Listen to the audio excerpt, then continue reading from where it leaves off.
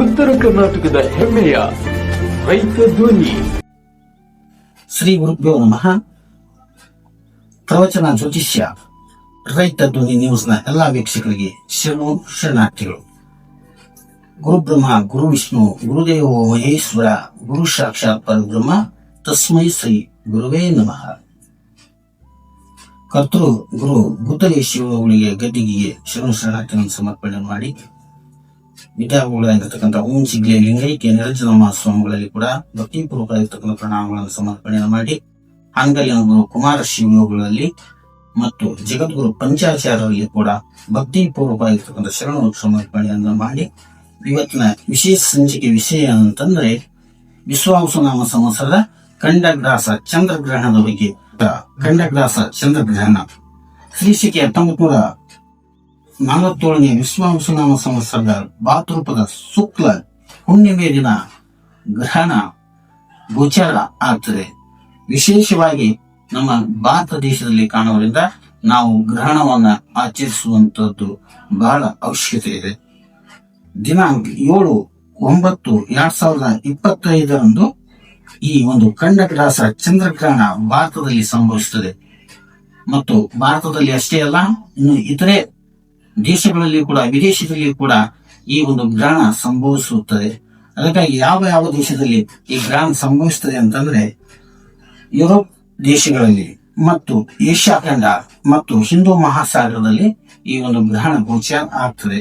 ಇದು ಗ್ರಹಣದ ಸಮಯ ಯಾವುದು ಅಂತಂದ್ರೆ ಹುಣ್ಣಿಮೆ ದಿನ ದಿನಾಂಕ 7/9/2025 ಹುಣ್ಣಿಮೆ ದಿನ ರಾತ್ರಿ ಸ್ಪರ್ಶ ಕಾಲ 9:56 ಮತ್ತು ಮೋಕ್ಷ ಕಾಲ 1:26 ಈ ಗ್ರಹಣ ಸಂಭವಿಸುತ್ತದೆ. ಈ ಭಾರತದಲ್ಲಿ ಈ ಗ್ರಹಣ ಸಂಭವಿಸೋದ್ರಿಂದ ಆದ ಕಾರಣ ಗರ್ಭಿಣಿ ಸ್ತ್ರೀಯರು, ಬಾಣಂತಿಯರು, ವೃದ್ಧರು ಮತ್ತು ಮಕ್ಕಳು ಇವರು ಗ್ರಹಣದ ಮುಂಚಿತವಾಗಿ ಸೂರ್ಯಾಸ್ತದೊಳಗೆ ಊಟವನ್ನು ಮಾಡುವುದು, ಪಾನಿಯನ್ನು ಸೇವಿಸುವುದು ಬಹಳ ಉತ್ತಮ.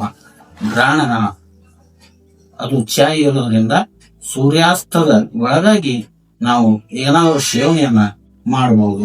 ಅದ್ರ ಜೊತೆಗೆ ನಾವು ಇನ್ನೂ ಗ್ರಹಣವನ್ನ ಯಾವ ರೀತಿ ಆಚರಿಸ್ಬೇಕಂತಂದ್ರೆ ಗ್ರಹಣ ಹಿಡಿಯುವ ಒಂದು ಹಿಡಿದಾಗ ಆ ಸಂದರ್ಭದೊಳಗೆ ನಾವು ದೇವರ ಪೂಜೆಯನ್ನ ಮಾಡಬಹುದು, ಹೋಮವನ್ನು ಮಾಡಬಹುದು, ಜಪ ಮತ್ತು ಶ್ರಾದ್ದಾದಿಗಳನ್ನ ಆಚರಿಸುವುದು ಬಹಳ ಒಂದು ಶುಭಕರವಾಗಿರ್ತದೆ. ಅದ್ರ ಜೊತೆಗೆ ಗ್ರಹಣ ಕಾಲದೊಳಗೆ ಯಾವ ಯಾವ ಕಾರ್ಯಗಳನ್ನು ಮಾಡಬಾರದು ಅಂತಂದ್ರೆ ಮಲಮೂತ್ರ ವಿಸರ್ಜನೆಯನ್ನ ಮಾಡಬಾರದು. ಅದರ ಜೊತೆಗೆ ಅಭಂಗ್ಯ ಸ್ನಾನವನ್ನು ಮಾಡಬಾರದು. ನಿದ್ರಾದಿ ಕಾರ್ಯಗಳನ್ನ ಗ್ರಹಣದ ಕಾಲದಲ್ಲಿ ಅಶಕ್ತರು, ರೋಗಿಗಳು ಮತ್ತು ಬಾಣಂತಿಯರು, ಸ್ತ್ರೀಯರು ಮತ್ತು ಇವನ್ನೆಲ್ಲ ವೃತ್ತವನ್ನ ಗ್ರಹಣವನ್ನ ಪಾಲನೆ ಮಾಡುವಂತವ್ರು ಈ ಒಂದು ಕ್ರಮಗಳನ್ನ ಅನುಸರಿಸಬೇಕು. ಮತ್ತು ಇನ್ನ ಯಾವ ಯಾವ ರಾಶಿಗಳಿಗೆ ಈ ಗ್ರಹಣದಿಂದ ಯಾವ ರೀತಿ ಫಲವನ್ನು ನೀಡ್ತದೆ, ಈ ಗ್ರಹಣ ಯಾವ ರೀತಿ ಫಲವನ್ನು ನೀಡ್ತದೆ ಅನ್ನೋದು ನಾವು ತಿಳ್ಕೊಳ್ಳುವ. ಶುಭ ಫಲವನ್ನ ಕೊಡುವಂತ ಈ ಗ್ರಹಣದಿಂದ ಶುಭ ಫಲವನ್ನ ಅನುಭವಿಸುವಂತ ರಾಶಿಗಳು ಯಾವುದಂತಂದ್ರೆ ಕನ್ಯಾ ಮತ್ತು ವೃಷಭ, ಮೇಷ ಮತ್ತು ಧನು ರಾಶಿಗಳು ಬಹಳ ಶುಭವಾಗಿರ್ತಕ್ಕಂಥ ಫಲವನ್ನ ನೀಡುವಂತ ರಾಶಿಗಳು.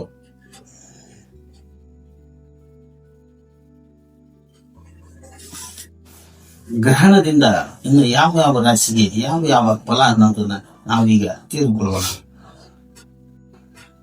ಶುಭವಾಗಿರ್ತಕ್ಕಂಥದ್ದು ಗ್ರಹಣದಿಂದ ಶುಭ ಕೊಡುವಂತ ರಾಶಿಗಳು ಯಾವ ಅಂತಂದ್ರೆ ಶುಭ ಫಲ ಕೊಡುವಂತ ಗ್ರಹಣದಿಂದ ಶುಭ ಫಲ ಕೊಡುವಂತ ರಾಶಿಗಳು ಯಾವ ಅಂತಂದ್ರೆ ನಾವು ಮೇಷರಾಶಿ, ಕನ್ಯಾ ರಾಶಿ, ವೃಷಭ ರಾಶಿ, ಧನು ರಾಶಿ ಇವು ಬಹಳ ಉತ್ತಮವಾಗಿರ್ತಕ್ಕಂಥ ಶುಭ ಫಲವನ್ನು ಕೊಡುವಂತ ರಾಶಿಗಳ ಆಗಿದ್ದಾವೆ. ಮತ್ತು ಇನ್ನು ಮಧ್ಯಮ ಫಲ ಕೊಡುವಂತ ರಾಶಿಗಳು ಯಾವುವು ಅಂತಂದ್ರೆ ನಾವು ಸಿಂಹ ರಾಶಿ, ಇನ್ನ ತುಲಾ ರಾಶಿ, ಮಕರ ರಾಶಿ, ಮಿಥುನ ರಾಶಿ ಇವೆಲ್ಲ ಮಧ್ಯಮ ಫಲವನ್ನ ಗ್ರಹಣದಿಂದ ಮಧ್ಯಮ ಫಲವನ್ನ ಅನುಭವಿಸುವಂತಹ ರಾಶಿಗಳಾಗಿದ್ದಾವೆ. ಅದರ ಜೊತೆಗೆ ಇನ್ನು ಅಶುಭ ಫಲವನ್ನ ಕೊಡುವಂತ ರಾಶಿಗಳು ಯಾವುದಂತಂದ್ರೆ ಗ್ರಹಣದಿಂದ ಅಶುಭ ಫಲವನ್ನು ಕೊಡುವಂತ ರಾಶಿಗಳು ಕುಂಭ ಮತ್ತು ವೃಶ್ಚಿಕ ಮತ್ತು ಕರ್ಕ, ಮೀನ ರಾಶಿಗಳು ಅಶುಭ ಫಲವನ್ನ ಕೊಡುವಂತ ರಾಶಿಗಳು ಆಗಿದ್ದಾವೆ.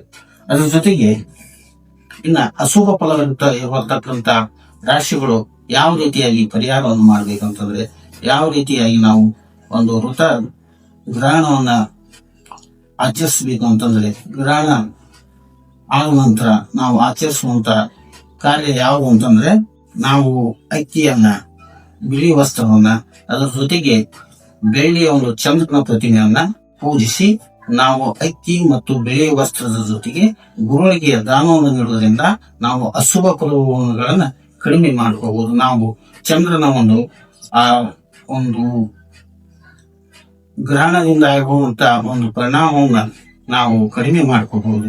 ಇಷ್ಟೆಲ್ಲ ನೀವು ಅಶುಭ ಫಲವನ್ನು ಕೊಡುವಂತ ರಾಶಿಗಳು ಅವಶ್ಯವಾಗಿ ನೀವು ಗುರುಗಳ ದರ್ಶನ ಮಾಡೋದ್ರಿಂದ, ಗುರುಗಳ ದರ್ಶನ ಮಾಡಿ ಅದ್ರ ಜೊತೆಗೆ ನೀವು ಬೆಳ್ಳಿಯ ಒಂದು ಚಂದ್ರನ ಪ್ರತಿಮೆಯನ್ನ ಮತ್ತು ಅಕ್ಕಿ ಮತ್ತು ಬಿಳಿಯ ಒಂದು ಗುರುಗಳಿಗೆ ಬಿಳಿಯ ವಸ್ತ್ರವನ್ನು ನೀವು ದಾನ ಮಾಡೋದ್ರಿಂದ ಅಶುಭ ಫಲಗಳೆಲ್ಲ ಕಡಿಮೆಯಾಗಿ ನೀವು ಶುಭ ಫಲವನ್ನ ಕಾಣಬಹುದು. ಶರಣಾರ್ಥಿ. ಗ್ರಹಣದಿಂದ ಇನ್ನು ಯಾವ ರಾಶಿಗೆ ಯಾವ ಫಲ ಅನ್ನೋದನ್ನ ನಾವೀಗ ತಿಳಿದುಕೊಳ್ಳುವ. ಗ್ರಹಣದಿಂದ ಇನ್ನು ಯಾವ ರಾಶಿಗೆ ಯಾವ ಫಲ ಅನ್ನೋದನ್ನ ನಾವೀಗ ತಿಳಿದುಕೊಳ್ಳುವ.